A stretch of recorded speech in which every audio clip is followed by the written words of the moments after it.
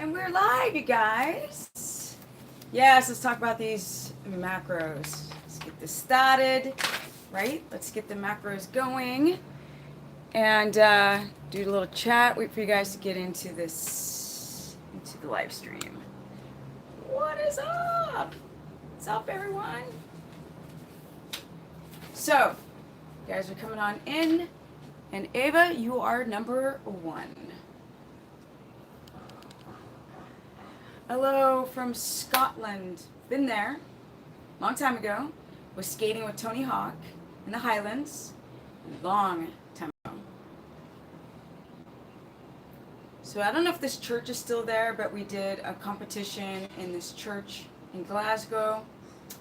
Yes, was sponsored by Swatch, and the BBC was covering it long time ago. I have a video. I'll post that so you guys can see that competition in Scotland 100 years ago with skateboarding on a ramp. I'm from Texas as well. Of course, I've been to Texas. That's for sure. All right. So let's talk about the macros. I mean, not that I haven't talked about it already 5,000 times. Thank you. Thank you. Thank you so much. For the top. Yes. It's Tarjay. Tarjay. Hey, from NC, North Carolina. Milwaukee in the house. All right, guys, so let's go over the macros. So everybody talks about them being 80-15. Well, no, I talk about them being 80-15-5, right? Booyaka, booyaka. So, oh, the smile's nice as well. Thank you. I do try. Underneath the smiles, this very sarcastic, pedantic, sardonic individual who loves life. Okay. Why does this tripod feel a little too low? Because you guys, I do Instagram stories as well, so I'm always changing the height on it. By the way, my Instagram is Stephanie Ketogenic for those who want to follow me there, especially on the stories. I'm putting up information every day. Okay, so I'm going to talk about the macros because you guys seem to be confused about it. The macro amount, types, why, this, that, and the third. So, oh, no, you're not going to lose. Somebody's like, can I do 40, what is it? Is it 40% fat for fat loss? No, baby cakes. Because if you're doing, 50% carbohydrates, for example, then your glucose is going to be too high, which means your insulin's going to be too high and you're going to store fat. So, people think that you get fat on fat, but you don't, and I'll explain that after with macronutrient profile breakdown. So here we go. We got around 80% fat, and 15% protein, 5% carbohydrates coming from mostly cruciferous vegetables, excluding green beans and mushrooms. If you don't have a candida overgrowth, which that is another subject in itself, which is the candida. I'm learning as much as possible. So when I start talking about the single cell candida growing into a bunch of multiplying cells of fungus and how it destroys your body, I'll have more info to be able to talk about it, how it relates to keto, but I digress. Mushrooms are great if you don't have a candida overgrowth, and also green beans, especially those who have histamine intolerance and have a hard time with cruciferous vegetables, and green beans could be fabulosity. All right, we got 75 people in the house. Greetings from the NYC. So somebody's trying to set up a speaking engagement for me to talk in New York. You guys may or may not know that I spoke in New York 2 years ago doing a seminar. I also was in Australia for 1 month, traveling around, going to Melbourne, Sydney, and Brisbane, and also I went to South Africa twice, and also spoke there, and also in Stockholm, Sverige, not Sverige. Anyway, here we go. So basically, you guys want to factor in high fats. And people keep thinking that they are going to get fat on fat, but so they get their fats too low. They're sitting around 60% fat. You cannot keto adapt on 60% fat. So you guys, right now I'm standing like probably about 5 feet away from my phone. So I cannot see anything right now. So just hold on 5 seconds for the comments or questions, and then I will answer the questions without a problem. So we have primarily our ketogenic macros are coming from fat. Then you've got 15% protein and 5% carbohydrate, and I'll explain that reason. So essentially, now some of you guys already know this stuff, so forgive me if it sounds redundant, but there's a lot of people that still don't understand the ketogenic macronutrient profile, and not only the amount, but the timing of your food and the type. So, which include workouts, or when's the last time you should stop eating, should you intermittent fast, and nonsense like that. So I'm already alluding to what I really think. Body goals, yeah. So, okay. Essentially, we want 80% fat because we want our body to switch over from using glucose as our primary source of energy to ketones. So you have to eat a lot of dietary fat to stimulate, right, to create the enzymes that help convert ketone bodies into, or to convert fat into ketone bodies, and acetoacetate to get into the bloodstream, into the Krebs cycle, into the brain, past the blood-brain barrier. Boop, boop, boop, boom. And you got the energy and the gains, right? That's what we want. But yes, you can just, let's say, intermittent fast or not eat for 6 hours or 10 hours and create ketones. The problem is that your body doesn't know how to use those ketones because it knows how to run off of stored glycogen. That's the problem. So when people try a ketogenic protocol, they don't adapt very well. So I was listening to Peter Attia, who I love. Like, he's such an intelligent person. And he was talking about being in ketosis at a 0.5 ketone. And I was like, that's real low. And I've been working with so many thousands of people now, because I've been doing the dang thing for 10 years, that people don't feel well on 0.5 ketones from a blood glucometer. So with that said, it's very, very important to up that fat. When you up that fat, you up your ketones, whereas Steve Finney was saying that the sweet spot for ketones would be 2.0. So as you can see, 0.5 is under 1, and people will literally match symptoms with that ketone number, which is super hungry, super hypoglycemic, super tired, poor sleep, constipation on 0.5 ketones. And typically the reason why people have 0.5 ketones is because their dietary fat is too low. So a lot of you guys get confused on, well, if I eat fat, I'm going to get fat, so I'm just going to keep my fat low and call it the ketogenic diet. No, that's an anorexic diet, because that's low fat and low carbs, and that's just not eating. And so that would be like other diets, like the HCP diet.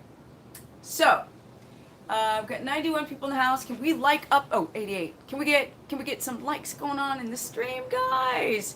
Yes. Isn't true, if you eat too much fat, your body won't burn its own fat. So what's too much fat? So do we have Deborah in the house? Where my girl at? Oh, Deborah's in the house. Okay, now I feel safe. Without my mod in the live stream, I don't feel safe not knowing what's going on in the chat. So when trolls come, she's just like, boof, you're gone. Boof, you're gone. All right, here we go. You guys, don't think in broad terms. Think in specificity. Think in details, right? A lot of these people talking about whatever like to talk in broad strokes, because you could say anything in broad strokes, right? You could say any dietary measure is amazing in broad strokes. So if I eat too much fat, I won't burn fat. No, if you don't eat enough fat, you won't keto adapt.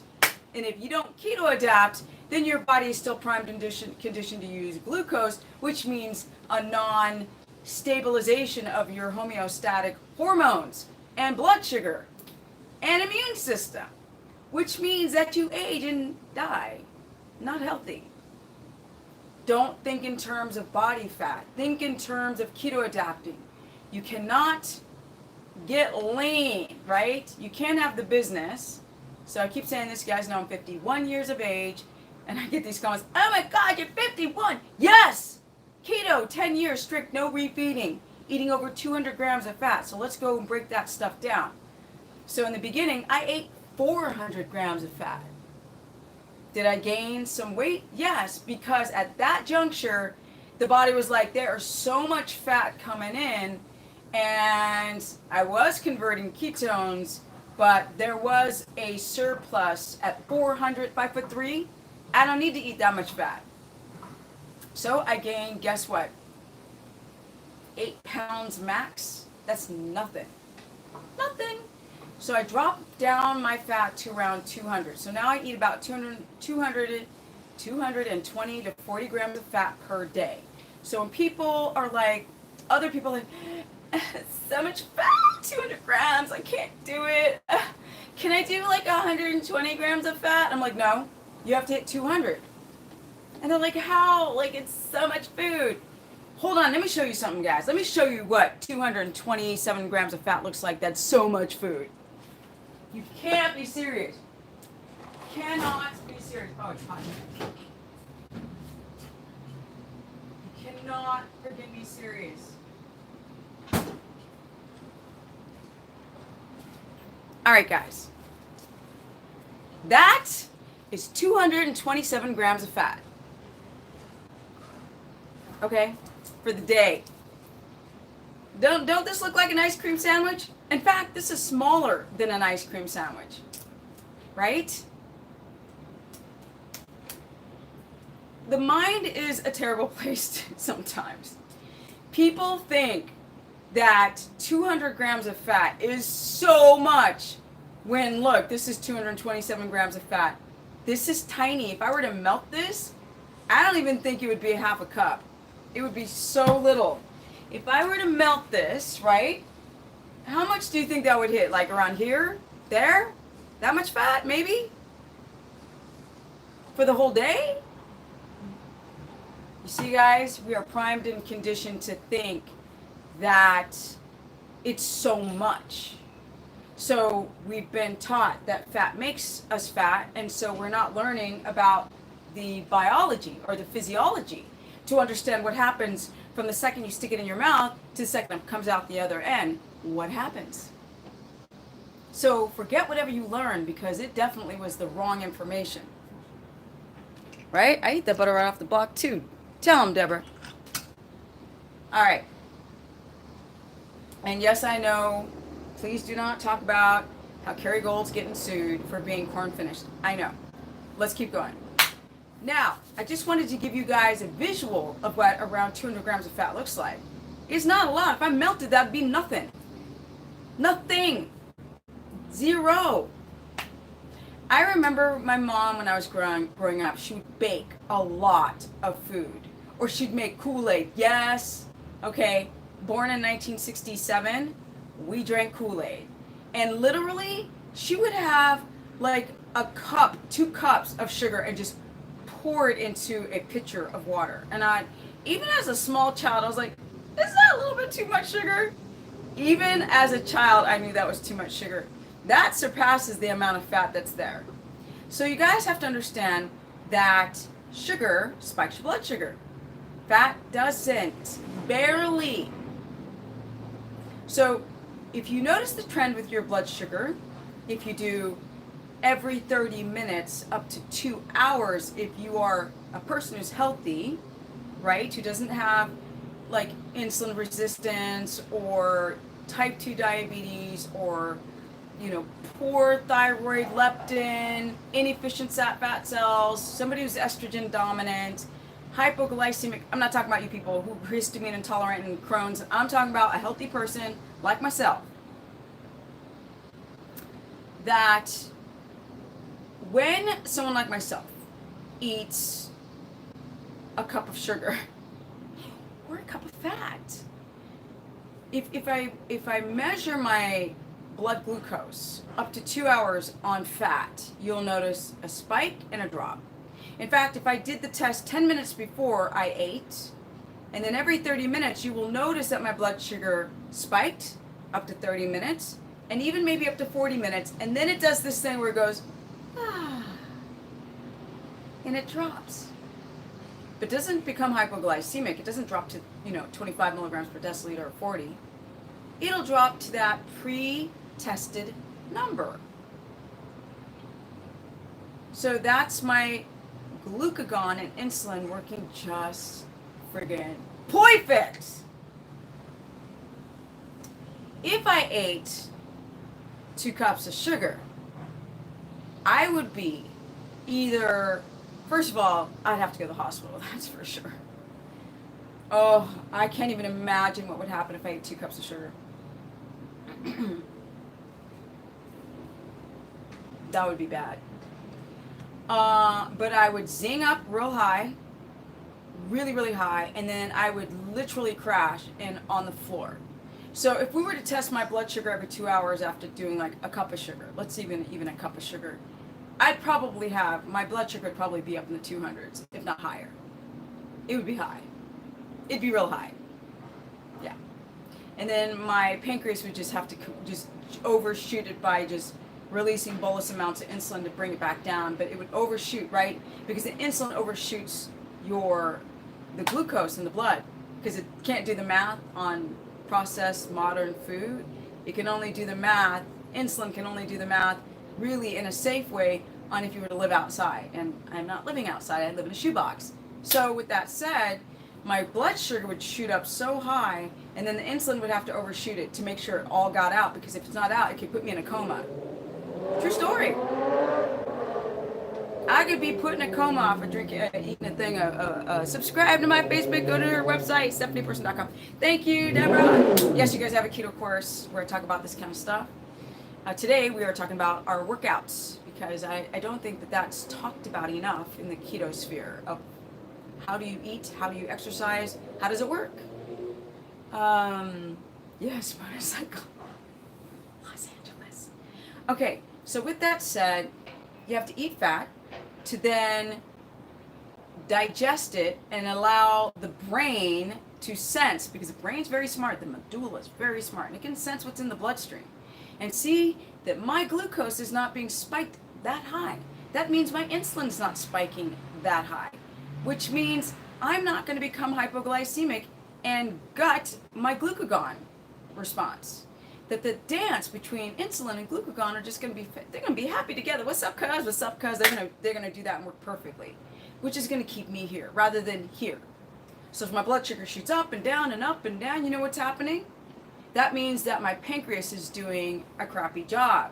That means that my insulin, the signal from my insulin to my insulin receptors is the insulin's going like, can we let some of this blood sugar in? And the insulin receptors are like, no.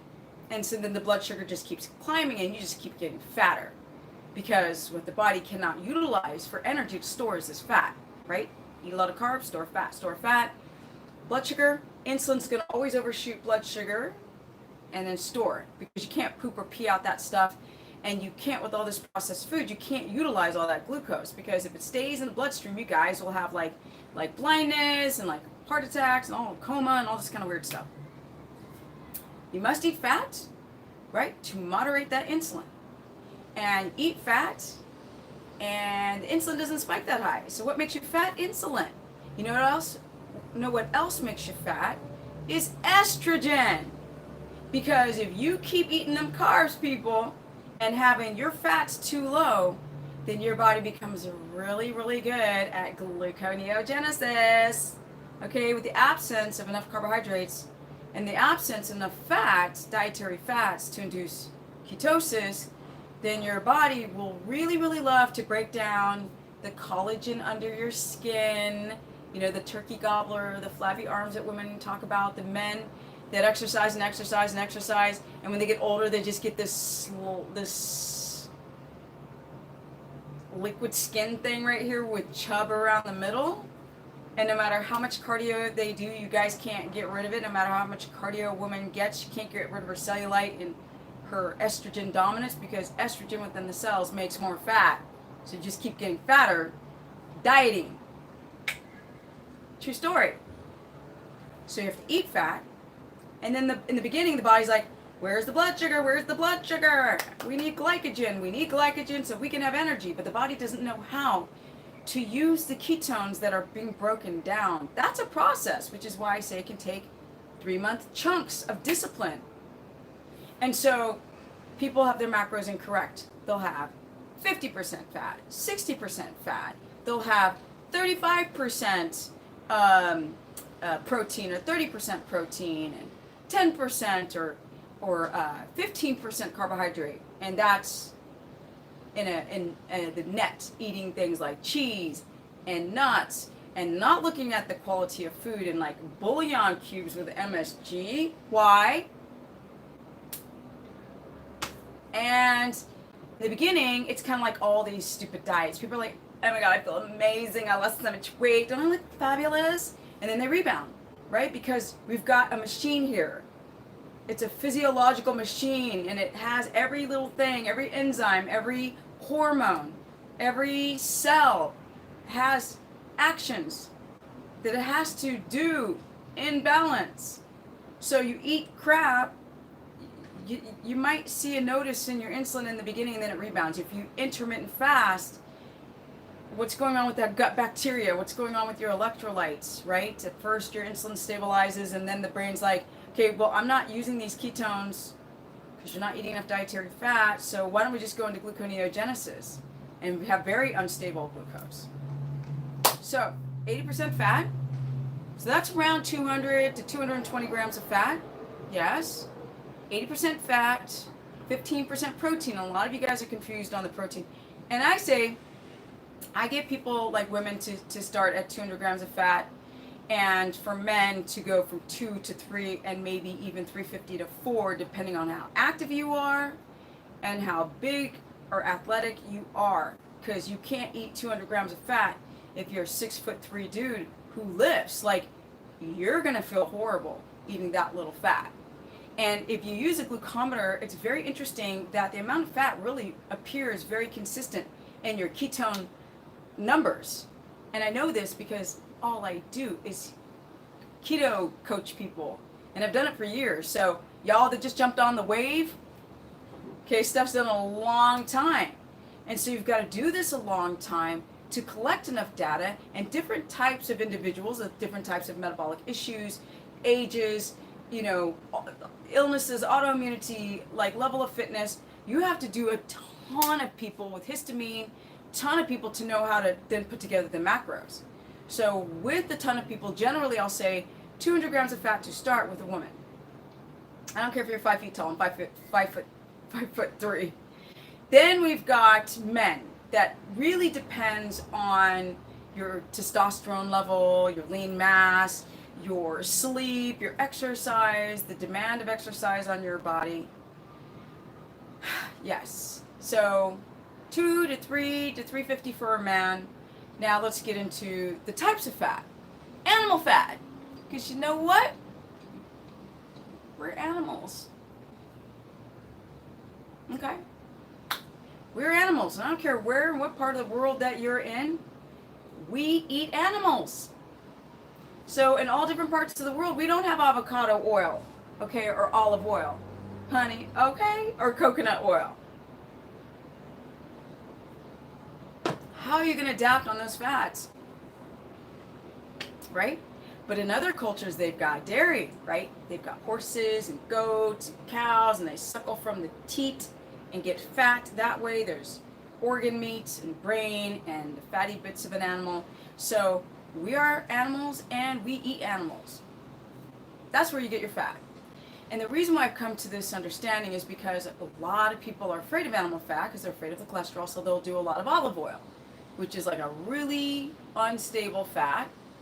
And they'll cook with it and they'll put it on their salad. It's really hard to get 200 grams of fat up from olive oil because it's kind of bitter. And how much salad can you eat? And eating salads all the time are not good because a lot of you guys have histamine issues and digestive issues. You don't digest plants very well because of the anti-nutrients. So a lot of you guys just end up having your fats too low. So animal fat. Now, butter, it would be great if we could eat raw butter, but we can't because I can get it here in Cali, but a lot of you guys cannot. So people do what they can, but a lot of people have a sensitivity to butter, so they have to do things like, oh, I'm supposed to put on a timer too. Hold on, guys. I promised myself I would not go over time today, and I've already been speaking almost half hour. Okay.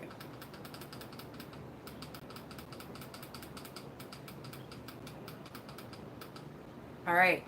This is so I don't go over time, guys. Oh, you love this info. Thank you, Keisha. So I've evolved a lot. In the beginning, I had people eat a lot of coconut oil. They weren't adapting. I had people eat a lot of monounsaturated fats because Steve Finney said that the body, where our bodies are mostly made up of mono, then saturates, then poly. No, it's animal fat. So primarily, so I've changed my ratios. I would say at least 50% of animal fat if you do keto, if you're hitting 200 grams of fat.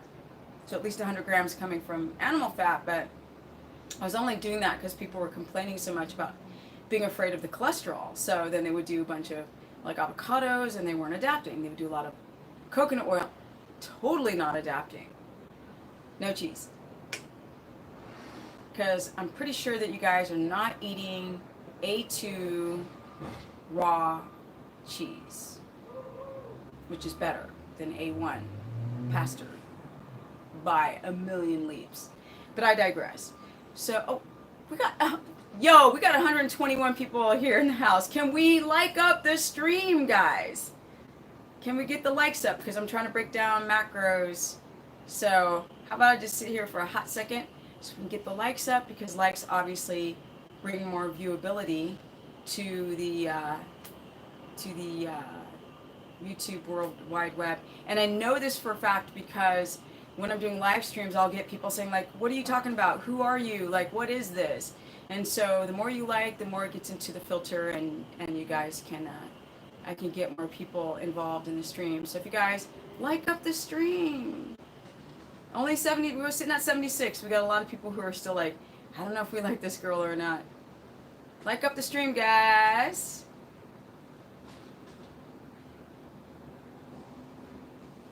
So I'm going to get to the carbs and stuff like that. I'm going to sit down real quick.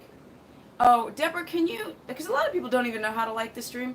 Deborah, can you write down in all caps how you like the stream? Poor Deborah has to do this every time because a lot of people aren't sure how to like up the stream. Oh, okay, so a lot of you can't find the like button. Deborah, can you write down how to like up the stream, or anyone else who knows how to do it in caps? Okay, so, oh, ghee, tallow, duck. Yeah, so the types of animal fats are all kinds. Like, we've got beef fat, which is tallow. We've got pork fat, lard. We've got duck fat, which is on the, it's not the main fat that I propose for people to consume because it's higher in omega-6. We've got butter, if you guys don't have a sensitivity to the whey and casein in that butter. The last stream I spoke about, it was oxalobacter, which is a bacteria in the gut that helps you break down and metabolize oxalates, because a lot of you guys have oxalate sensitivities. So I'm kind of wondering if it goes that way also for dairy, why some people who used to not be able to consume raw dairy then can over time. So this typically is coming from, no, cheese is not, no goat cheese. Goats are corn-fed typically. And I'm speaking towards the masses here, right? Thanks for getting the likes up a little bit more, you guys. We had a Wi-Fi glitch, so I hope that the Wi-Fi stops stuttering. You guys there? Yeah, okay. Smoked meat is bad. Yeah. I'm learning more and more because I'm researching veganism and carnivorism. I'm like researching, and I'll sit and like listen to like a 3-hour podcast on plants in the vegan community, because there's a big huge war between the cooked vegan diet and the raw vegan diet. And so I would like these scientists to break down all of the anti-nutrients, because they have to pay more attention to K1 and making K2 and vitamin A and algae and friggin' proteins, and they have to do all that, and then the oxalates and the salicylates, and they have to do all of that, the baby plant, the seeds, all of that to be able to not die. So I'm trying to get B12, listening to this woman saying like you can get B12 from, I forgot what she said, but yeah, like up the stream. So when it comes down to your protein, You guys, it's between 45 and 55 grams of protein for women under 6 feet tall who are not athletic. Now, if you are older and you are atrophied and not moving very much, then you can hit 55 grams of protein at 6 foot tall. But if you're 6 foot tall, I put you more in the man's macro breakdown ranges, which would be between about 60 grams of protein to 95 or 90 max, max. You cannot go over 100 grams of protein because, and I've read this, but I've also applied this to people over and over and over again with the glucometer. Just too much protein backed up in the system. Y'all have poor digestion too. You have low HCl levels and you like eat the protein and the body's not breaking it down. You don't have enough hydrochloric acids in there and pepsin, you can't break it down, and you eat another bite of protein, then another bite of protein, and then the body just converts it into glucose, and then it blocks your keto adaptation. So y'all can try to get your protein over 100 and think that you're ketotic, but you're going to see your ketones at a 0.5, and that does not give you the energy, right? Does not give you the energy. So, broke down the protein. Now, the types of protein is fatty. People are like, can I just do like chicken breasts and like some butter? And I'm like, no. Okay. We don't need any freaking, I have seen too many cases, y'all, listen to me. Listen. I've seen too many cases of people overdoing their protein, eating lean protein, and calling themselves doing a ketogenic diet because they're so afraid to eat the fat. And you know what happens? Their urine starts getting dark. Gee, I wonder why. And then their urine starts getting bubbly. I wonder why. Oh, protein loss and kidney problems. You can't mess around, people. If you're not eating rice and bread and all this garbage, if you're not eating that food and you're eating a lot of lean protein, watch the color of your urine. It's not pretty. And man, look at your pee. It's kind of bubbly. Not gonna lie. So a lot of you guys binge on protein because you're so afraid of fat. Where's my block of butter? It's melting. That's 227 grams of fat, okay? 227. There you go. That's not a lot of food, people. So if you find yourself not hungry on eating fat, there's something going on with your digestion, honey, because that's not a lot of food. That's not a lot of food, right? If we melt that, that's nothing. Doesn't matter what I eat in a day, because I've been doing this for 10 dang years. Matters what y'all need to eat in a day. Okay. My butter's melting. Okay, guys, I'm back. I'm back. All right, so let's keep moving with this stuff. Because I'm in a silly... I'm on a timer. Okay. Hey, Billie Jean. All right, so we have to be careful for the quality of protein. I really would try. I know I get people from places like Indonesia. Like literally, I was there last year. It's hard to get grass-fed. So people I'm like, well, then don't do the beef because it's not going to be of high quality. Then do the fowl, do the bird, do fish, do pork. But don't do the red meats if they're not grass-fed. You can have fatty fish, salmon, sardines, or salmon. Sardines. You can have, like I said, pork belly, and stop being afraid of pork, y'all, with the parasites and the viruses. You can do organ meats. That's my favorite right now. Heart, brain, tongue is delicious. Yes, I said it. Cow tongue. Heart is amazing, and my favorite is liver. I don't know. That's my go-to. That's my best friend. Now we want fatty marbled cuts. Now when it comes to a lot of you have a hard time digesting those meats because you haven't eaten a lot of red meat in so long because you've been afraid of like heart disease or something stupid. Like vegans are like, you can get diabetes from eating meat. I was like, are y'all that dumb? Really though? Have you ever tested anybody's blood glucose on eating beef? Yes, glucose spike within an hour. 2 hours, gone. All right. The IGF-1 spikes your blood sugar. Okay, anyway, here we go. So, yay, we finally got our likes over 100. Yes, that's what I'm talking about. Now, your timing of these foods. Well, let me hit the carbs. So the carbs is something I'm like, you guys know I run a keto course Facebook group. It's a membership group. And I started it because I get so many questions on Instagram, which is Stephanie Ketogenic. That's my Instagram. I've got a couple Facebook pages. The main one is Stephanie the Business Person. That's all free content. My private one, whatever. Try to keep up with the skateboarders on that one. But the course page is really cool because it's a tight-knit group, and I can continue to watch a lot of people try experiments. So the last 2 weeks, a lot of people have been trying to cut out veggies just to see what happens, because a lot of people have, their just blood sugar is just high. It's just high. And they get frustrated. And they're like, I have the early morning dawns effect or phenomenon. I can't get my blood sugar down. I feel terrible. I have a rash. I have this. I have that. Blah, blah, blah. And so they try cutting out their veg and they instantly feel better. So it started with that. It didn't really start with a carnivore diet because I know we're omnivores, right? So it didn't start with the carnivore diet, but it got me researching those people to see how they do cutting out their vegetables. And what I've come to learn is that some people who've got histamine intolerance, autoimmunity, and leaky gut, Crohn's, some kind of itis, which is inflammation, diverticulitis and bursitis, rheumatoid arthritis. A lot of these people with inflammatory diseases do better when they cut out the veg.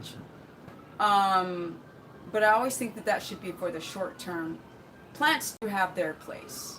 So we are omnivores. We do eat our plants out of season. We eat too much dang of it. Plants have a lot of anti-nutrients, and I've seen it in a million people. I've seen it in a million people. But the last stream I talked about having bacteria that helps you metabolize some of these anti-nutrients in plants, and that's what scientists are starting to learn, why some people have such a violent reaction to the anti-nutrients in plants like salicylates and oxalates and goitrogens and nightshades and lectins and blah, blah, blah, blah, blah, blah, phytates. Dang, it's like, is there a fire? I've been hearing these sirens forever. There's got to be a fire, but it's not that hot. I don't know. Okay, anyway, so allergy test. Oh my god, allergic to all these great foods like broccoli. But yeah, so the plants really aren't that great. I'm not gonna lie. They have healing properties to them. They've got carotenoids and polyphenols and flavonoids and antioxidants and things of this nature. But they also have a lot of plant chemicals and anti-nutrients in them, and it depends on the phase of the growth of the plant. And we're eating our plants out of season. Seriously, do I have to shut everything? Oh, there's noisy sirens spiking my cortisol. It's gotta be close. Oh, it's close. Something's happening close by. And I wanna like rubberneck and see.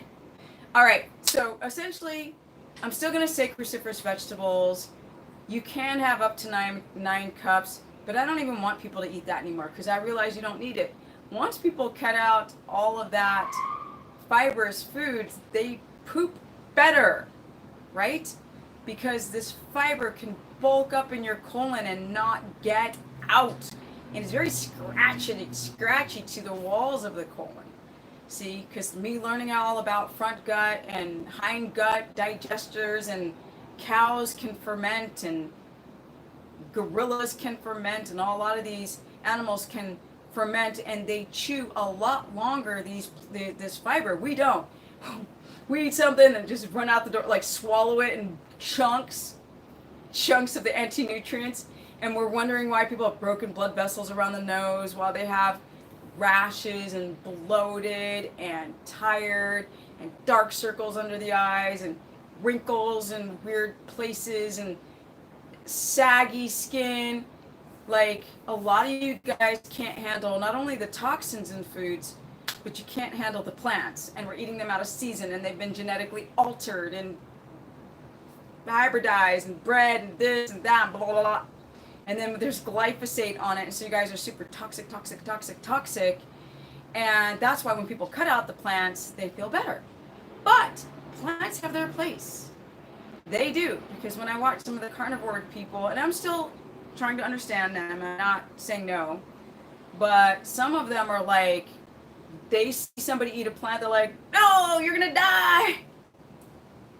Like, they are hardcore raw and they don't touch plants anymore.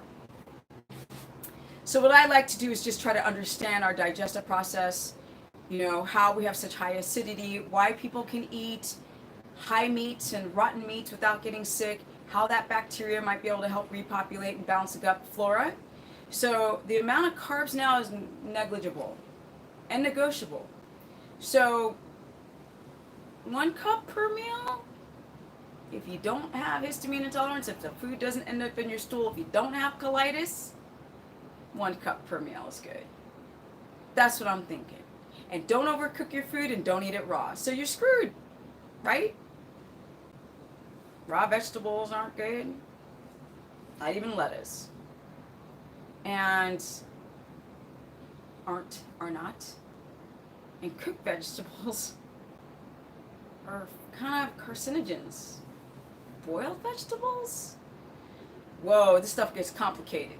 But I can say for those who don't want to go full extreme, with some of these dietary people are crazy. I mean, they're literally crazy about, do you cook your food, do you eat it raw?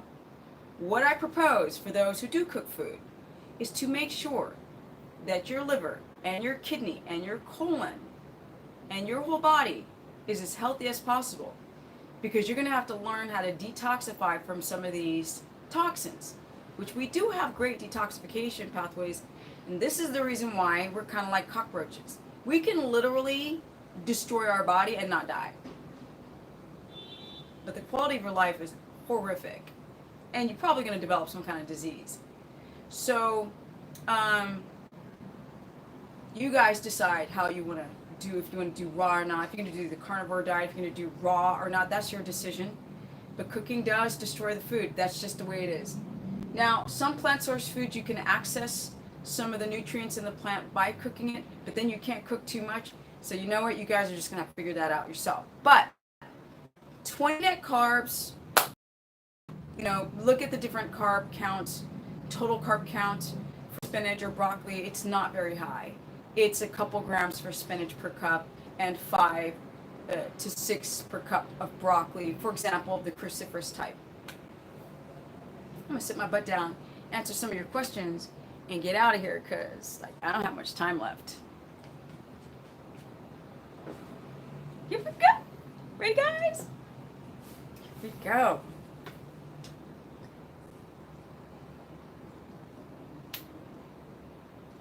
Chicken skin. You mean chicharrinos or just chicken skin? Chicken skin is fabulous. Okay, what do you do if your constipation? What do you do if constipation is the only symptom? Well, figure out what's giving you the constipation. Is it your thyroid? Is it candida? The gut imbalance? You have to figure out those things. And once you figure out which one it is, it's remotely or quasi easy to fix it. Because knowledge is power. Let me see, Kim, are you talking? Okay, die off. Keto rash. I found oregano oil applied topically, amazing for treating it. So I've learned a lot about candida. I think my next stream will be about that, but I just got to do a little bit more research about, candida. Really the best way, you guys, to fight candida is to balance your gut flora, because candida, once the biofilms are created to protect candida, you can't get rid of them. Sorry, you can't get rid of them with anything herbal. They'll help, especially lauricidin is amazing because it's antifungal, it's antimicrobial, and antiviral. Lauricidin, which is concentrated, monolaurin, which is lauric acid in coconut oil concentrated. And that stuff is amazing for keeping candida at bay. But if you want to kill candida, you got to repopulate the gut with the right bacteria. That's the only way. Oh, I missed a donation. Oh, thank you, Noelle Macy. How sweet. And she writes, thanks for teaching us, and it's nice to hear that several times I always pick up something new. Oh, good. Me too. Me too. Okay, let's see here. Oh, we got Shala. Thank you, Shala. Thank you. Appreciate you so much. Thank you. Let's see here. Can you talk about herbs? What do you want to know, Connie? I'm not an herb expert. I know adaptogenic herbs like ashwagandha can that are supposed to help with cortisol. For example, it sometimes is I think it's considered a nightshade and it irritates a lot of people. We have other herbs that are great to help heal the body. But what in particular would you like to know? Are are there any spices we shouldn't eat? I think that spices, yeah, sugar, or anything with sucrose or anything with maltodextrin in it, anything with sugar alcohols. Um, but spices are very, just make sure that they're organic and they don't have pesticides on them. Everyone is different. People who have histamine intolerance don't do well with a lot of spices, and some people do. So it's really up to you to test to know your own health, to be able to digest certain plant source foods as spices. Oh, and salt. You know, I think pepper's a nightshade. Some people can handle it, some people cannot. Steph, can we eat? Let me see. Can we eat all of our max protein in one meal? No, because if you eat all the max protein in one meal, you're going to freak out your stomach, who cannot digest a bunch of protein in one meal. Are you kidding me? You're going to eat like 70 grams of protein in a meal? That will irritate your kidneys so much. That'll just get. I don't know why people try to eat once a day. Y'all ain't trying to listen. You need to eat throughout the day as to not overload the digestive tract. And the contradiction is we shouldn't be eating all day long either. But you guys have blood sugar dysregulation, so you got to just learn how to chew your food really slow, like a cow, up to 200 times. No, just kidding, 40. Okay, here we go. Let's see. I'm missing questions. I'm sorry, guys. Is there any kind of detox you can take to clean the liver? There is, but I don't suggest any type. There's a discussion on my keto course right now, and then everybody in the course is discussing what type of product that they bought to detox, because I don't want to injure anyone. So you guys got to figure that out on your own. Okay, is there? Let me see. How long does it take to repair leaky gut if I'm taking out? Okay, Lisa, I told you, leaky gut isn't just prepared by things like mastic gum, which that's supposed to be for H. pylori. So mastic gum does not seal the gut wall unless you have H. pylori, and it's only a maybe. Oregano oil is hard to digest for a lot of people and can spike your blood sugar. Coconut oil beads, that's coconut oil beads is monolaurin, and slippery elm is really should be for people who have some kind of colitis, because it helps to create mucus on as your protection barrier of your stomach and pipes and things of this nature. But the best way to heal your leaky gut is to get the right bacteria balance and get some darn rest. That's the best way. And that's what I'm learning.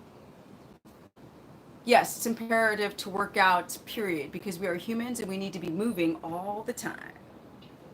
Even if you got to do tai chi. All right. Let me see. Any makeup brand recommendations? I'm looking for one without too many estrogenic chemicals. I am not the makeup expert. I use Ancient Minerals, so that's what I use. I can't, I'm not the expert on makeup. I don't really wear that much makeup, to be honest, so not the makeup expert. Okay, take magnesium. Yes, my father has ulcerative colitis, and is this diet? Yeah, it's amazing for people with colitis, because that's typically because they've been eating dairy that they cannot digest. They've been eating wheat and rice and alcohol and caffeine and like rice wine vinegar, balsamic vinegar, like all these vinegar. Yo, I've been in Cali too long talking like that. Oh my God, so fabulous. All right.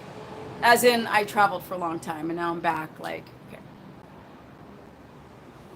How do you get more fat without eating a stick of butter? Melt it and pour it over your food? Not hard, people. Put it in a tea. My last live chat says 6 o'clock. Oh, for dinner. Yeah. I think, are you guys talking about dinner? That thing's going to go off soon. Do some A2 cow cream if you don't react badly.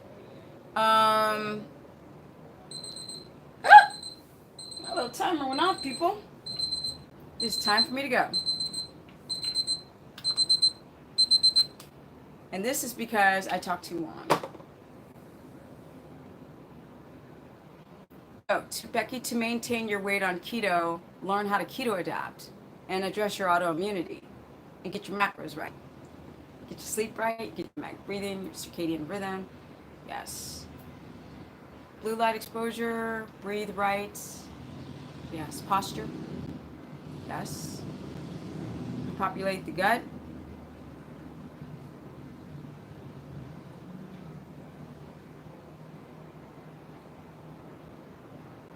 You're long-winded. Talk to it. You're well. Thank you, Deborah. Thank you for being my mod today. How to repair bacteria regarding yeast. Repopulate the gut. Get some sleep. You can use things like monolaurin, but it only take you so far. It will not get rid of candida. Only repopulating the gut will. That's the only way. I don't have time for a story, Gary. I mean, maybe if I do a real quick one.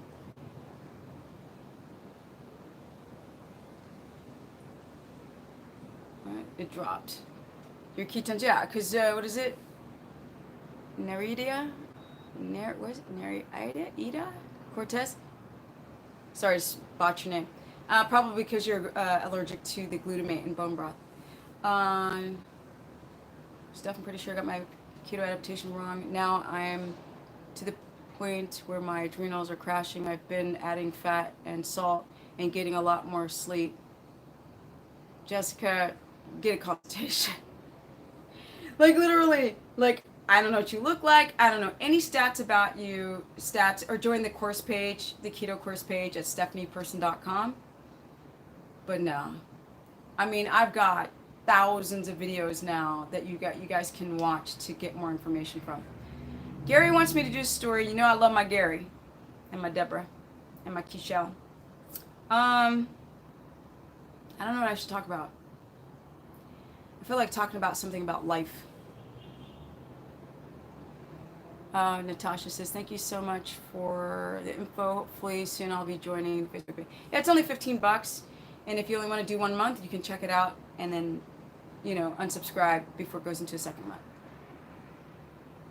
You can repopulate the gut through many ways. And I'm going to do a separate stream on that because that's going to get me into a longer way of talking. Talk about life. Author says, not on Facebook. What? Huh? Thank you, Mandy. I'm going to talk about my friend today who left a message. And I think this will be I'm going to say this really quick and go because I was thinking about it. So, don't forget to like up the stream, Jessica says. Yeah. Okay. You guys, I'm going to talk about what happened today. And I think this is a really good lesson for everyone, including myself, because, yeah. So, today my friend left me a 17-minute message on WhatsApp, and he's in Germany. And we've been friends for about 3 years. He actually has an itis of the digestive tract, IBS, but undiagnosed. And that's when he started following me, wanting to fix his gut. Anyway, we became friends and just friends. And sorry, don't say Stephanie. And he's starting up. Oh, I forgot to mention. Oh, I gotta do this today. One of my clients wants me to give him a shout out on Instagram, and I keep forgetting to do it. But anyway, so this friend, he lives in Germany. And he wants to start a YouTube channel that's about positivity and self-love and this type of stuff. And I'm all about self-love, but y'all know I'm more about tough love. But anyway, the point is that for the last 3 years, I'm like, go for it, bro. He's like, I'm going to do videos. I'm going to do this. I'm going to do a lot of what you're doing, Stephanie. And I was like, do it. And he's been saying over time that he needs to find the right mood and the right color, not literally, figuratively, and the right vibe to start. I must feel one with self. And I was like, okay, whatever you feel is great for you.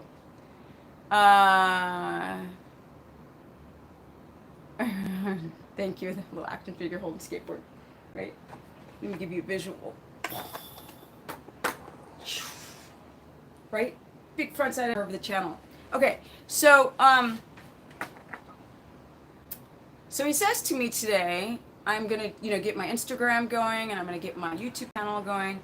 So I have not added him as a friend on Instagram, and he is 30 and I'm 51. And I really don't like social media, and I don't want to become addicted to it. So I don't like to follow people. I don't even like to follow people who I know. I don't want to see what they're doing.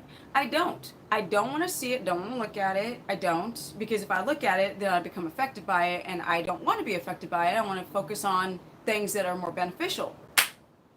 So my Instagram, I try not to follow people. It's not personal. It's not personal. And on my Facebook, on my private Facebook, I've got it's maxed out at 5,000, but there's so many people that I don't know on it because I accepted everyone, that I'll see the news feed and I'm like, whoa, my eyes burning, child. Oh, I can't take it back. And because I'm 51, I grew up in an era with no internet, and I miss it. So the moral of the story is that I was really upset that I didn't follow him back on Instagram. Note, he never asked me to follow him in the past. We never had a discussion on why I should follow him. And I have a lot of people, like, I went to the Paleo Effects, and most people who I follow are like, follow me back, follow me back. Keep it 100, right, Lance? So, I'm not talking about working out today. Somebody's like, did we cover working out? I'm talking about workouts on my private Facebook keto course group, which when I get off of this, I'll go there and finish answering people's questions there. But the point of the story, and I'm kind of like all over the place, but the point of the story is about friendship and trying to survive today in this modern world that's so fake. Like, you guys don't know who I am. I could say anything. You wouldn't know anything that's the truth. I could be like 33 years old saying I'm 51. We don't know.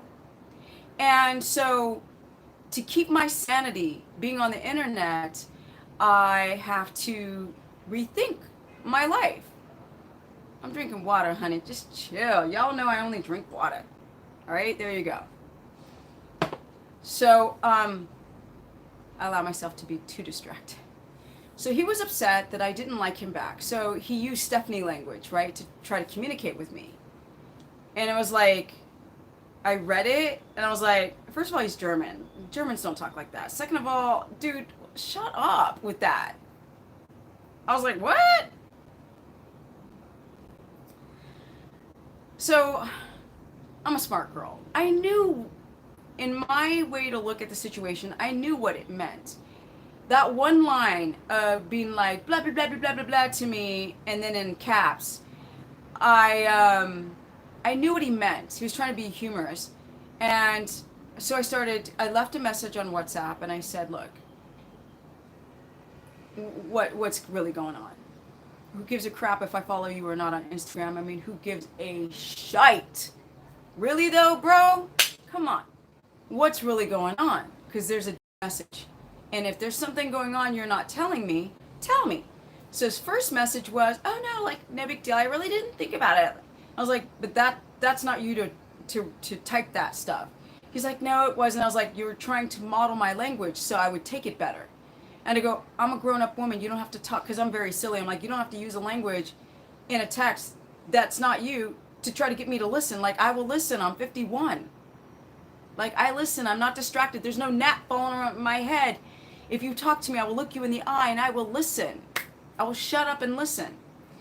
So then he admitted that he was trying to use my language to try to communicate with me, but that's out of his own insecurity, because I don't like when people soften the blow for me. Please do not pacify me. Please don't say anything in a nice tone. Tell me exactly how you feel in the tone that you are expressing. If you're wrong or not, I don't care. I want you to keep it 100% real.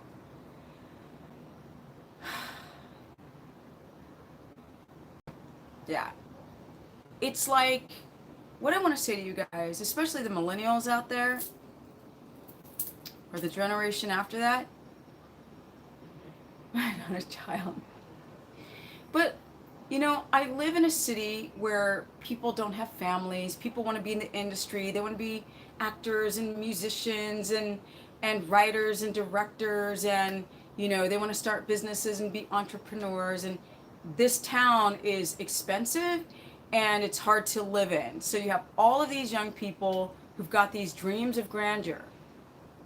And I feel bad for them because they can't look at each other in the eye anymore. Like, I wish I could videotape people from my perspective, my POV, point of view, like a little camera on my shoulder, to watch me look at people. I'll be doing leg extensions, okay? And I sit up and I promise myself to not look at my phone and only to change a song.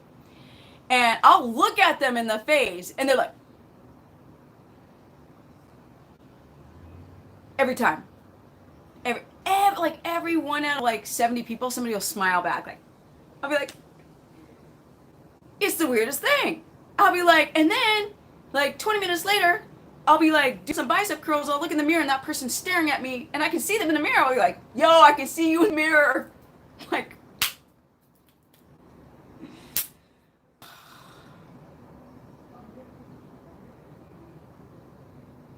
so anyway, he left this message about feeling like, because I told him, I was like, bro, in so many words, I was like explaining to him. We actually ended up speaking by phone, and then he had to go, so it wasn't like a complete conversation. And it doesn't really matter what we said. The point of the story is that millennials need so much friggin' validation. And it's really hard. Like, I've got friends that from my high school that won't even come and visit me because they're like, there's too many pretty people out there and I'm going to feel uncomfortable. And they think that I'm glamorous. My life isn't glamorous. I live in a shoebox. Look at it, it's a shoebox. I used to go out all the time and I was bored to tears. Bored. Saw famous people all day. I'm so bored. I'm so bored. So I stopped doing it. And so the moral of the story for me is to watch the change in society and people be obsessed about how they look and how their body looks and these weight loss questions, and then people are not even considering the fact that they have metabolic damage at all or being triggered. And I realize, my shoebox, thanks. I realize now that if somebody hates me or if they think I'm an idiot, I'm like, okay, I can't make everyone happy.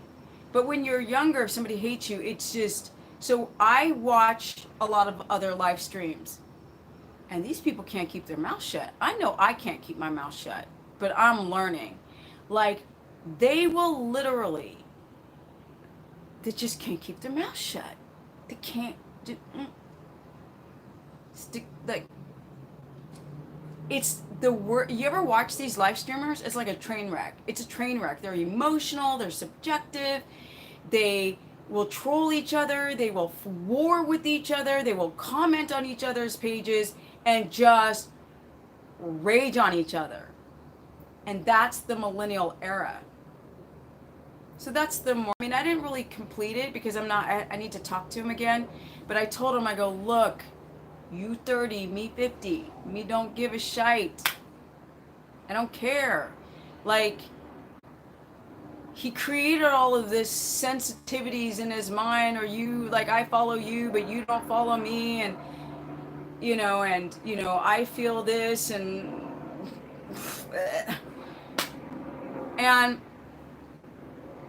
if he watches this, hopefully we'll speak before he watches it, because of course if anybody sees me talking about them and it's out of context and I'm not talking to them, they're going to feel like, and that's another thing, if somebody's talking to me online in the past, it would trigger me because we're not used to this. This thing is strangling me. Look at that. It's a little too tight. A little too tight, yeah. I would react. I'm not going to lie. Like, you don't know how many times I would run to type something, if somebody said something rude to me, I'd be like, you know, and they're like judging me. They don't know me at all. And I'd be like, now I'm like, I'm kind of bored. I'm literally bored. When I see the comments, I'm like, even in the live streams, people have provoked me. And I'm like, who's this person? I don't know who this person is.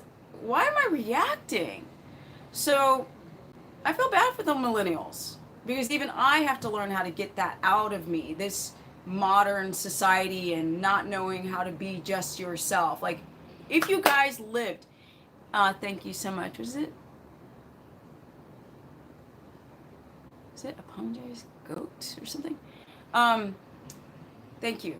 I think that I've been so lucky. I've literally traveled around the world. I lived in an African village. I've been to South America. Like, all these places were with locals. They weren't in, like, I wasn't a backpacker. I wasn't like the hippie, you know, yoga person. I've just literally chilled with people in their homes when I've traveled to all these weird places all over the world. And it keeps me sane because I can see myself more clearly and how I become a part of this stupid machine that we're in, the matrix. And each day I start to realize nothing matters. People are rude to me. I'm like, that sucks, but it's not personal. They don't know me. I don't know them. People are selfish and they don't know they're selfish. So why am I going to be mad at them? They don't even know that they're acting selfish. They don't even know it. They have no clue. So why am I going to get mad? At what?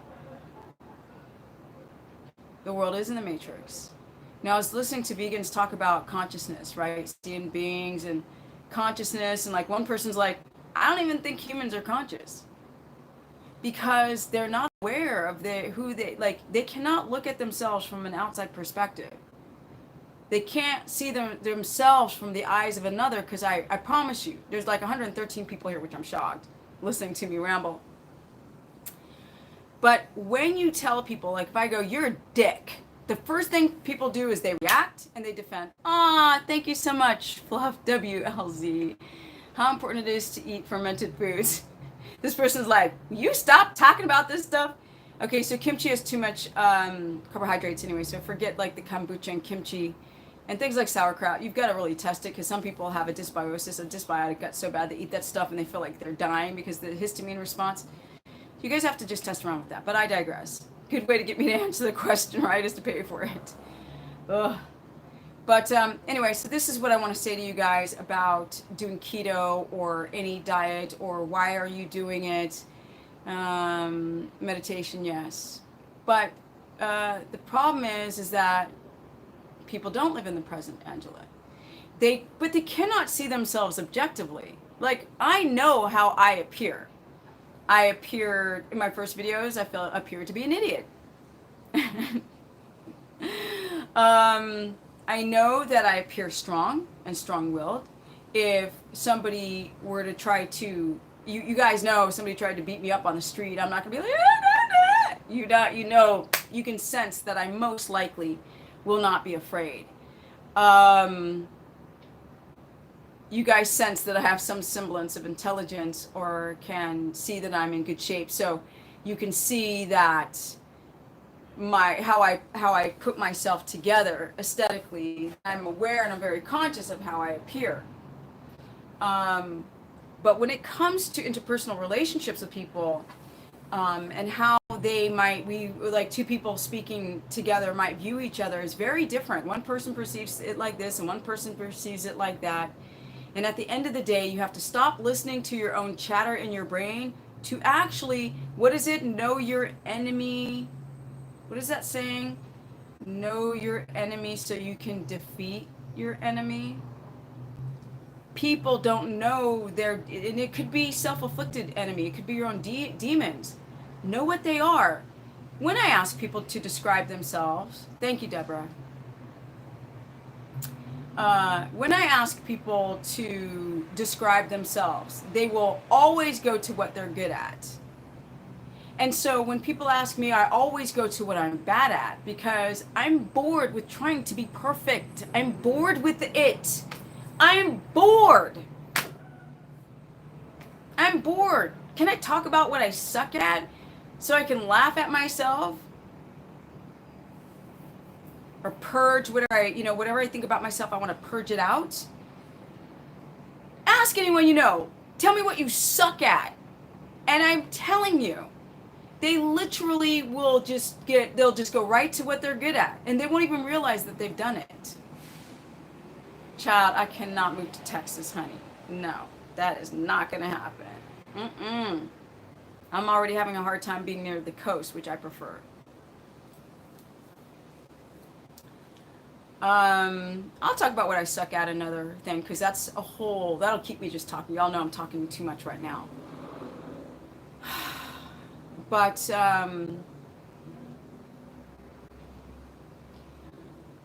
hi, Claudette. So that's what I'm finding right now as I get older, that this idea of perfectionism, people want to lose weight, but they're so unhealthy. I'm like, can you address your physiology first? If you don't like your job, change it. Some people are like, you don't even know how hard it is, Stephanie. I have 4 kids. And I'm like, but you made 4 kids. Okay? Accept the reality that you're in and maximize it to the best that you can. And that's the same thing with your genetics, your epigenetics. Take whatever you have and maximize it, people. Thank you, Erica. So that's what I wanted to say. Like, the conversation with the friend really isn't relevant, and I'm realizing it now. It's just like when I talk to my millennial friends, and I have quite a lot of them, it's just like they're in this fuzzy haze. Like, everything is all backwards, and I'm like, was I ever like that? I mean, maybe I was a little like that, but these people are like 5th gear, freaking Vaseline on the lens. Their perception of reality is so whack. When I hear them review music, or this artist did this, or this famous person did that, or this makeup artist, and then people are fighting over nothing, and then you've got the left and the right and all this nonsense, and the conservatives and the liberals and the vegans and the now it's the carnivore stuff. It's bizarre to me. Like, people don't even know themselves, and they're already asserting their opinions about so many other things. But if you ask people directly to their face, what are you good at? Some of them will be like, I'm good at this, I'm good at that. And some of them will be uncomfortable with saying what they're good at. I don't want to sound like I'm bragging. What do you suck at? Watch people have a hard time saying, like, I really suck at this and this and this and this. So are these people conscious? Are they aware of themselves?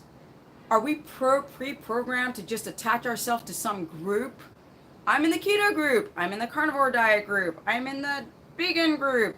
I'm in the fruitarian. I'm in the cooked vegan crap. Blech. Like, feels like people are just in groups so they can fight with each other.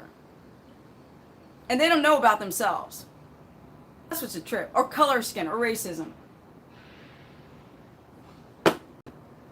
People have said the N-word to me, and I'm like, I'm so bored. It's so, like, it's been said so many times to me. I'm like, you definitely don't know me, because that is not a way to trigger me. I'm like, it's the most, like, and then you got black people saying the N-word to each other, and I'm like, and then they'll justify it. And then I have my friends of light skin, perceived as white, because we're all human, and then they'll have perceptions on things, and I'll just sit and listen. It's just very interesting how we attach ourselves to groups, and we identify ourselves with a group, and then we like champion for that group, but we don't know ourselves, and we love to give opinions about other things, and then we get triggered very easily because we don't know ourselves very well.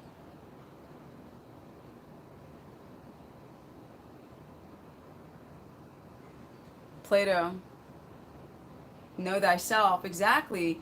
Yo, Socrates and Plato, they had some stuff going on right when societies began to be at different levels, right? We have hierarchies, and you're not egalitarian, when you're not a hunter-gatherer group. Because the one thing that I learned, and I've said this before when I went to Africa, the one thing that I learned is that I was staying in this small village, and I was like, and I've said this story before, I was like, how do you guys like regulate like a police force? Because like, you know, and they're like, police? No, honey, no. They didn't say no, honey. They're like, no, honey. Um, they said, we don't have police because robbing from your friend or your neighbor is like, you're gonna get stoned to your box, okay? You're not gonna survive a stoning if you rob from a friend or a neighbor. And that was like, that was profound to me. Like, your life will be done. And that was profound. And another thing was profound about that trip of staying in a village out in the middle of nowhere was, and I was naive. I wasn't like, I'm gonna go and travel to Africa and like stay with some village people. No, it was kind of like by accident. A friend said, come down here. And then he left me. And then I was like in this village. I was like, and I was young and I was really dumb. And there was no internet. None. There was no internet then. And, I was so naive. But I was asking this African who had actually been to New York, and I said, what's the difference? I was in Egypt a long time ago. I don't know. It was like, what was I, 30 something, 31 or something when I was in Egypt. But this was Tanzania. I'm talking about Tanzania. And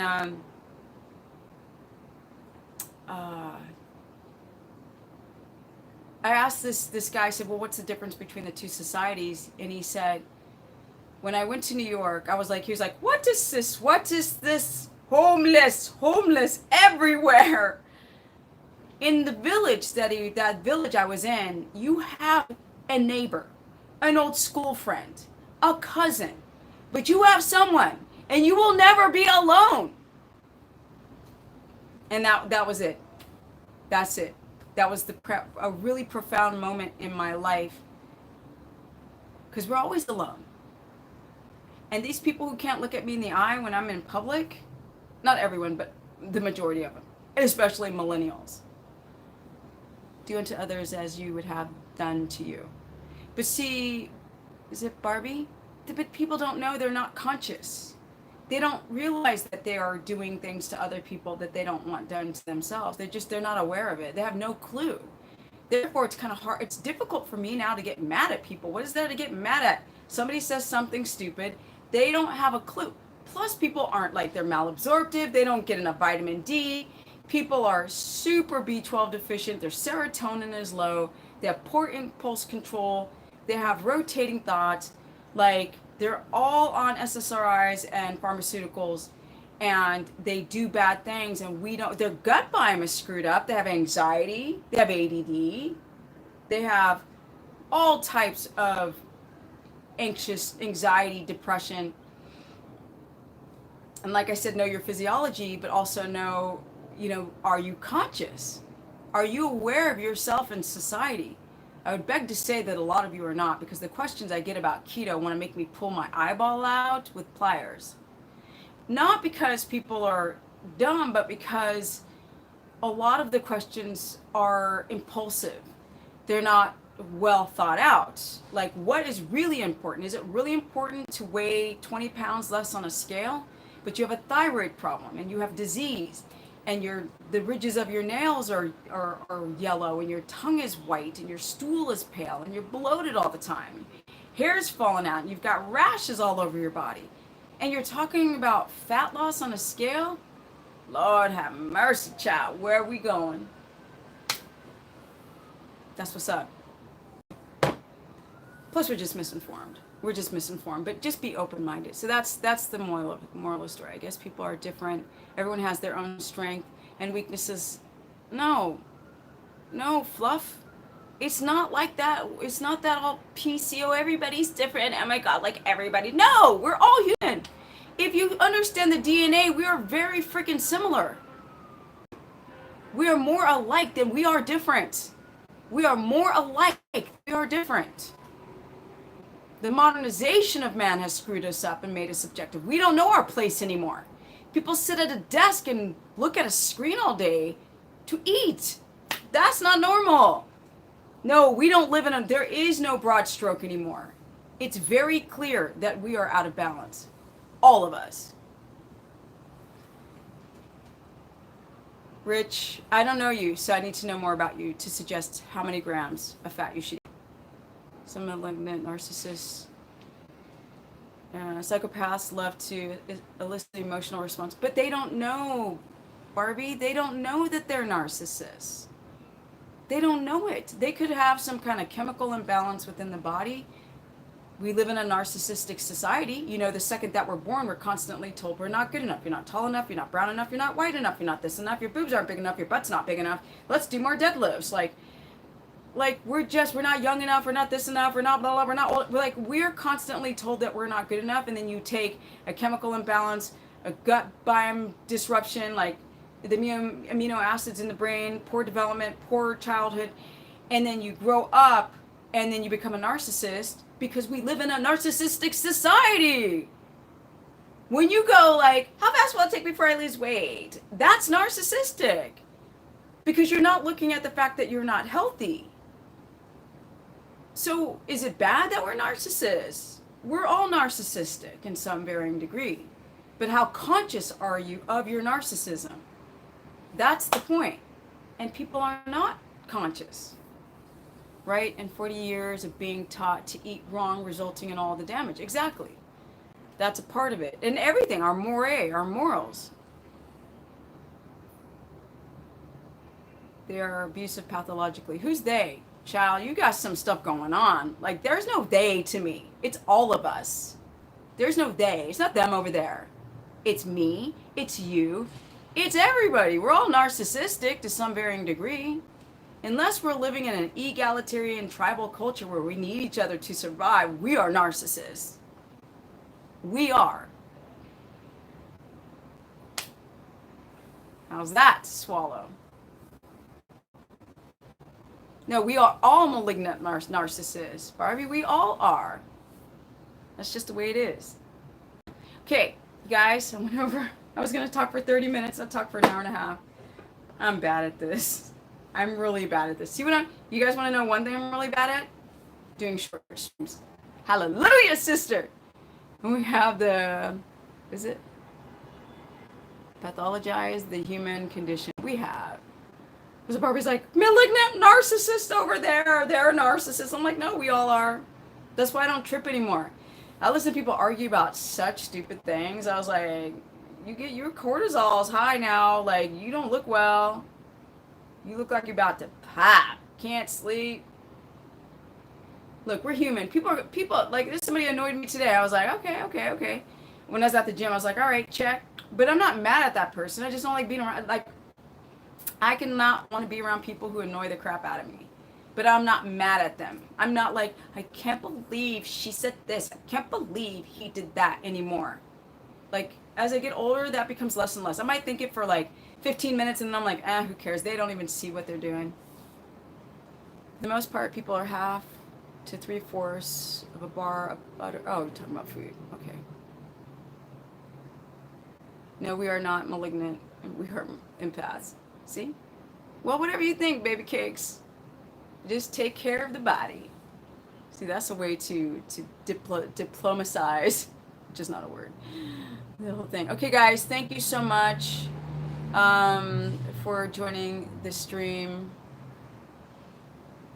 Yes, people equate fat loss to health. How did I get to travel around the world so much? Mr. J asked. Because I used to be a professional skateboarder, and the companies paid for me to travel. Well, sort of. Yeah, they did. They did. In the beginning. And then when I was over there, then I became a hustler. What is that song? How's it go?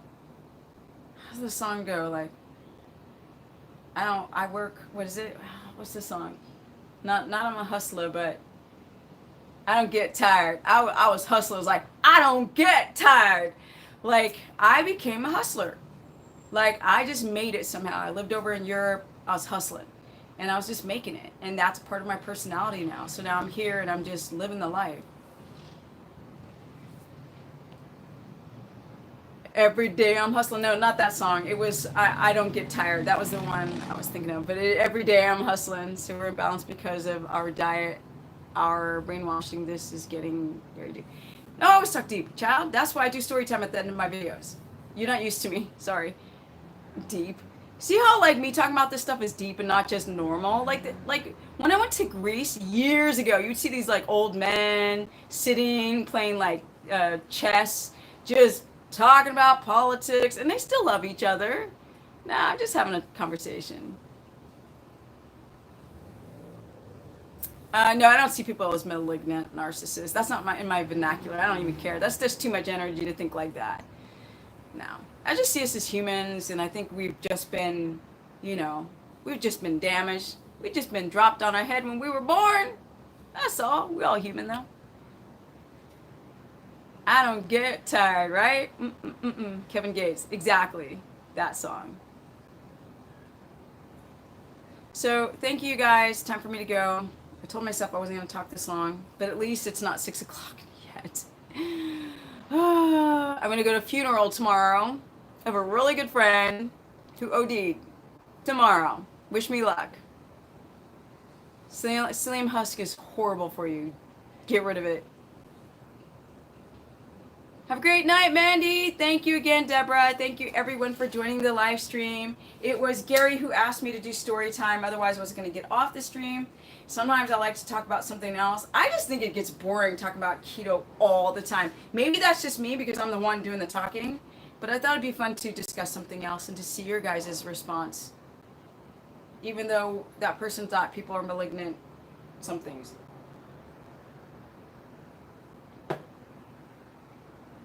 Yes, he was young. Yes, he was very, very well-known tattoo artist here in Los Angeles. I think the sweetest person I've ever met in my life, ever. I spoke about him the other day. This dude was the nicest guy. Nicest guy. Even put him on keto, and then he fell off of keto and started doing things again, bad things again, and then, of course, he OD'd, and now he's gone. It's very interesting too because I want to see him. I'm going to say goodbye to him tomorrow in the casket, and so many people are like, I can't see him like that. I'm like, why not? Death is a part of life. I'm going to go say goodbye. I'm going to have a conversation with him, and death is a part of life. So I'm going to go see him. I want to see him one more time. You made it to the live chat, Claudette. Awesome. Yes, it's very sad. I cried every day about it. Now I'm done. Because I learned my lesson when I was in Egypt and I watched this woman's mother. She died, and they taught me about death and how to mourn and move on. It was the best experience of my life in my 20s. That's a long story. But death is a part of life. Death is a part of life. And death is final. So we, the living, have to move on. That story really opened my eyes in ways with those African villagers said is quite profound. I'm so sorry about your friend. You are in my thoughts. No! I'm alive. He OD'd, not me. But if he would have just known how many people loved him, there's like 5,000 comments on his last Instagram picture. 5,000. So someone who ODs is someone who's very lonely, like this Mac Miller. We don't know. You could have all the money in the world. We don't know what these people are going through internally. They're really struggling. And it's just something to learn from.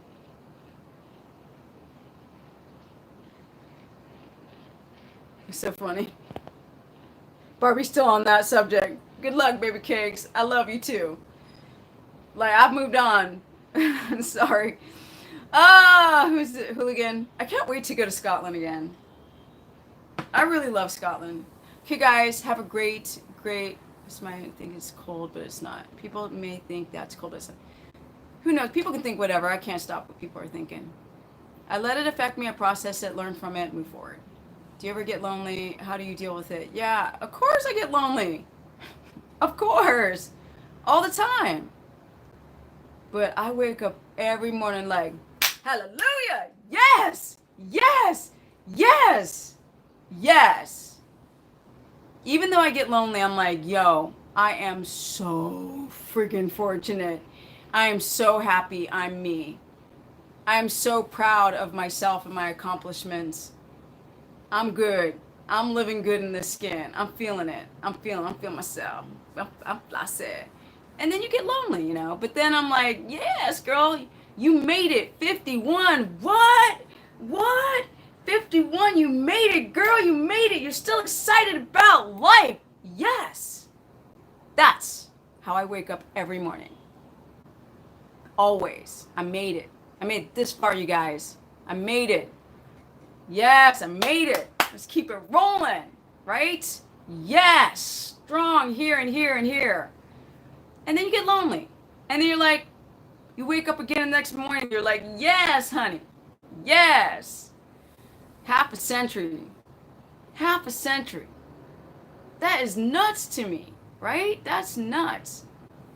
Thank you, boy. What? Okay, guys, have a great night. Until the next stream, I'm out. Big kisses, hugs. Thank you so much, everyone who's just coming around and visiting my live streams. This is perfect timing because my battery's dying, and because I didn't plug it in. And yes, so excited about life. Yo, I got stuff to do. Yo, like, I remember when I used to skateboard on vert ramps. I'd be like, I feel that rush still. Like, let's go, let's do this. I'm not like, oh my god, I'm 51. I was like, no, I'm like, yes, I don't have to fight with people anymore. I'm at peace with myself. Yes, yes, I'm motivated. I take care of the temple. I love to travel. Yes, that's what's up. Okay, guys, thank you everyone who donated to the super chat. Thank you for just supporting my streams, and thank you everyone else who came in. And we got 139 likes. Mr. J, I got some energy. What's up? What's up? What's up? What's up? Peace. Here's to another 50 years. Yep.